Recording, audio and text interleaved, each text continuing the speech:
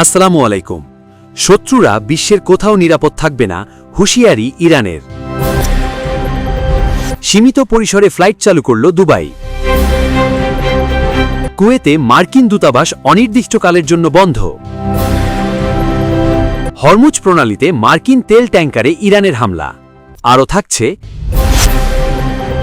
ইরানের ক্ষেপণাস্ত্র হামলায় আতঙ্কে ইসরায়েল, বাংকারেও নেই স্বস্তি। ইরানের হামলায় আরব আমিরাতে নিহত ৩, আহত ৬৮। দর্শক দেখছিলেন সংবাদ শিরোনাম, এবার বিস্তারিত। শত্রুরা বিশ্বের কোথাও নিরাপদ থাকবে না, হুঁশিয়ারি ইরানের। ইসরায়েল ও যুক্তরাষ্ট্রের হামলার জবাবে মধ্যপ্রাচ্যে মার্কিন ঘাঁটিগুলো লক্ষ্য করে পাল্টা আক্রমণ চালানোর মধ্যেই কঠোর হুঁশিয়ারি দিয়েছে ইরান।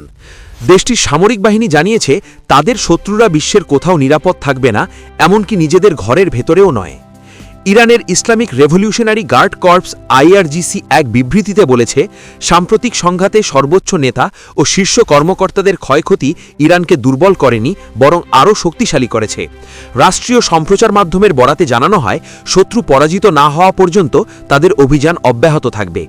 বিবৃতিতে আইআরজিসি সতর্ক করে বলেছে, শত্রুরা জেনে রাখুক তাদের সুখের দিন শেষ, তারা বিশ্বের কোথাও আর নিরাপদ থাকবে না, এমনকি নিজেদের ঘরের ভেতরেও নয়। ৬ মার্কিন সেনা ও ২ কুয়েতি নৌসেনা নিহত। এদিকে যুক্তরাষ্ট্রের মধ্যপ্রাচ্য ভিত্তিক মার্কিন কমান্ড জানিয়েছে, শনিবার থেকে শুরু হওয়া হামলায় অন্তত ৬ জন মার্কিন সেনা নিহত হয়েছেন। ক্ষতিগ্রস্ত একটি স্থাপনা থেকে নিখোঁজ ২ সেনার মরদেহ উদ্ধার করা হয়েছে। উপসাগরীয় দেশ কুয়েতেও উত্তেজনা ছড়িয়ে পড়েছে। দায়িত্ব পালনকালে ২ নৌসেনা সদস্য নিহত হয়েছেন বলে দেশটির সেনাবাহিনী নিশ্চিত করেছে। সাম্প্রতিক সময় কুয়েট ইরান থেকে ছোড়া ড্রোন ও ক্ষেপণাস্ত্র প্রতিহত করছে বলে জানা গেছে। অন্যদিকে স্যাটেলাইট চিত্রে দেখা গেছে, ইরানের বন্দর আব্বাসের একটি মার্কিন বন্দরে কয়েকটি নৌযান থেকে ঘন ধোঁয়া উঠছে। এর মধ্যে একটি ৭৫০ ফুটের বেশি দীর্ঘ নৌযান, যা আগে তেলবাহী ট্যাঙ্কার ছিল এবং পরে হেলিকপ্টার অবতরণ প্যাড সহ মার্কিন নৌযানে রূপান্তর করা হয়েছে বলে ধারণা করা হচ্ছে। সীমিত পরিসরে ফ্লাইট চালু করল দুবাই। মধ্যপ্রাচ্যের উত্তেজনাপূর্ণ পরিস্থিতির মধ্যে সীমিত পরিসরে আবারও ফ্লাইট পরিচালনা শুরু করেছে দুবাই ভিত্তিক বিমান সংস্থা এমিরেটস। সোমবার ২ মার্চ থেকে এই কার্যক্রম চালু হয়েছে বলে সংস্থাটি একটি বিবৃতিতে জানিয়েছে। বিবৃতিতে বলা হয়েছে, আপাতত শুধুমাত্র আগে থেকে বুকিং করা এবং পুনরায় বুকিং সম্পন্ন হওয়া যাত্রীদের ভ্রমণে অগ্রাধিকার দেওয়া হচ্ছে। অগ্রাধিকারপ্রাপ্ত যাত্রীদের সঙ্গে এমিরেটস কর্তৃপক্ষ সরাসরি যোগাযোগ করবে। এ কারণে যাত্রীদের নিশ্চিত বার্তা না পাওয়া পর্যন্ত বিমানবন্দরে না যাওয়ার জন্য বিশেষভাবে অনুরোধ জানানো হয়েছে।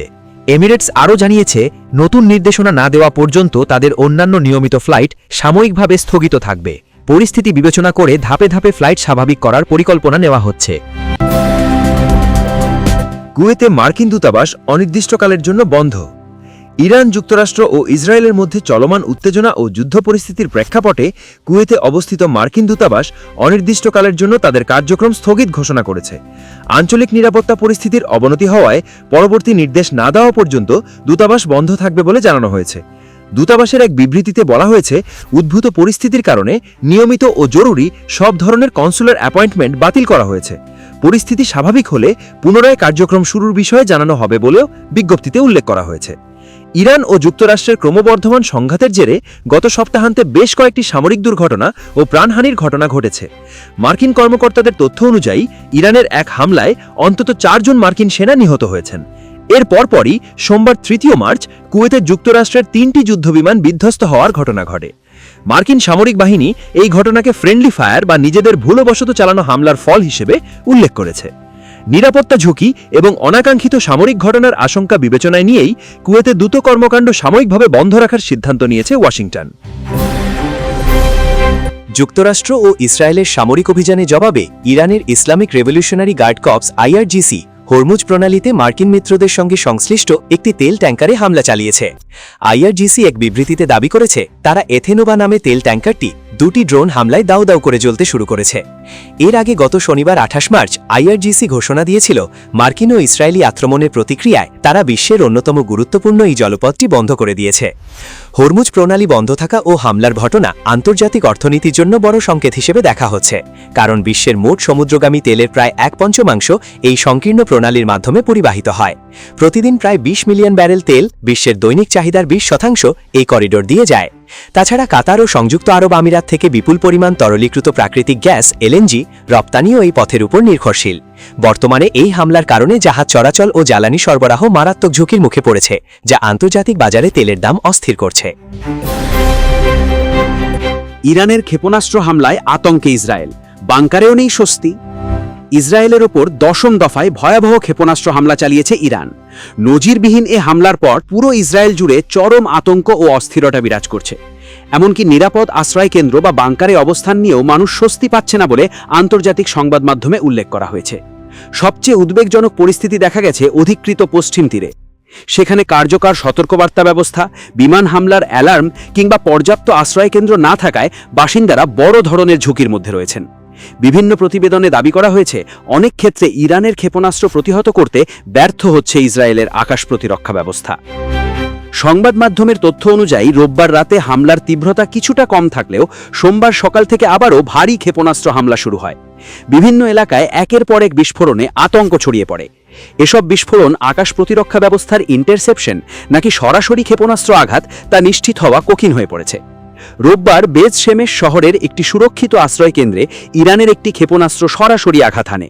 এতে অন্তত 9 জন নিহত এবং বহু মানুষ আহত হওয়ার খবর পাওয়া গেছে।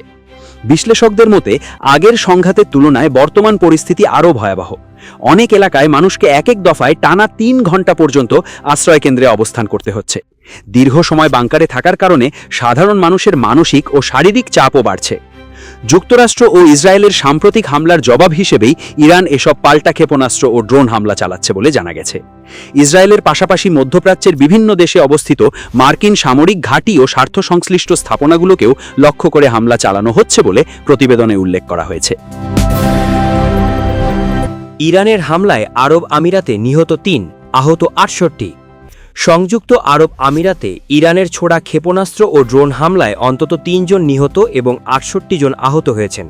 মঙ্গলবার 3 মার্চ এক সংবাদ সম্মেলনে দেশটির প্রতিরক্ষা মন্ত্রণালয়ের মুখপাত্র এ তথ্য জানান। প্রতিরক্ষা মন্ত্রণালয়ের তথ্য অনুযায়ী ইরান থেকে গত কয়েকদিনে আমিরাতের দিকে 186টি ব্যালিস্টিক ক্ষেপণাস্ত্র এবং 812টি ড্রোন ছোড়া হয়েছে। এর বেশিরভাগই লক্ষ্যবস্তুতে আঘাত হানার আগেই আকাশে ধ্বংস করা হয়েছে। কর্তৃপক্ষ জানায় নিক্ষিপ্ত 172টি ক্ষেপণাস্ত্র প্রতিরক্ষা ব্যবস্থার মাধ্যমে ধ্বংস করা হয়েছে। এর মধ্যে 13টি সমুদ্রে পড়েছে এবং মাত্র একটি আমিরাতের ভূখণ্ডে আঘাত হেনেছে। এছাড়া একাধিক ড্রোন ও ক্রুজ ক্ষেপণাস্ত্র প্রতিহত করা হয়েছে। এই হামলায় আহত 68 জন চিকিৎসা নিচ্ছেন এবং ক্ষয়ক্ষতির পরিমাণ মাঝারি থেকে সামান্য পর্যায়ে রয়েছে বলে জানিয়েছে কর্তৃপক্ষ। আমিরাতের পক্ষ থেকে বলা হয়েছে, দেশের সার্বভৌমত্বের উপর কোনো আঘাতই মেনে নেওয়া হবে না এবং আগ্রাসন মোকাবেলায় প্রয়োজনীয় সব ব্যবস্থা নেওয়ার অধিকার তাদের রয়েছে। প্রিয় দর্শক, এই ছিল এখনকার সর্বশেষ সংবাদ। প্রতি মুহূর্তের আপডেট খবর পেতে চ্যানেলটি সাবস্ক্রাইব করে পাশে থাকুন। আল্লাহ হাফেজ।